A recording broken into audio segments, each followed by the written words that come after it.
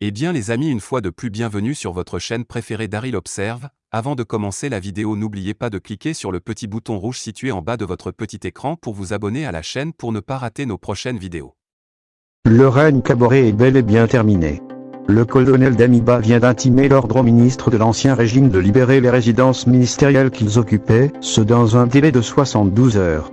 Le lieutenant-colonel Paul-Henri Damiba a appelé ce mardi les ministres du dernier gouvernement de Roch-Kaboré à libérer les résidences ministérielles, à réintégrer les véhicules de fonction au parc automobile de l'État et rendre tout autre équipement et matériel mis à leur disposition dans l'exercice de leurs fonctions, dans un délai de 72 h. C'est dans un communiqué que le président du mouvement patriotique pour la sauvegarde et la restauration, MPSR, Paul-Henri Sandaogo Damiba, a invité les ministres du gouvernement Lassina Zerbo à libérer les résidences ministérielles et restituer les véhicules mis à leur disposition dans l'exercice de leurs fonctions dans un délai de 72 heures.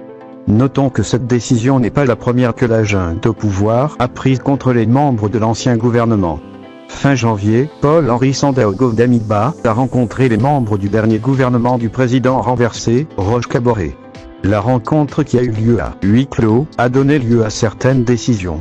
En effet, les anciens ministres ont reçu instruction de ne pas quitter le pays ni la capitale Ouagadougou, sauf l'autorisation préalable. Mais ils restent libres de tout mouvement à l'intérieur de la capitale burkinabé. L'ex-président du Burkina Faso, Roch-Marc Christian Kaboré, renversé par les hommes de Damiba le 24 janvier dernier, est quant à lui toujours aux mains de l'armée.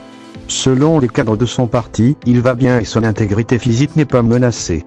Les chefs d'État de la CEDEAO réunis à Accra le jeudi 3 février ont exigé en outre sa libération immédiate et l'établissement dans les plus brefs délais d'un chronogramme électoral. Politique d'Opra News, contenu rédigé et fourni par Newsud Creator. Opra News est une plateforme en libre utilisation. Les opinions qui y sont exprimées appartiennent aux auteurs qui y écrivent.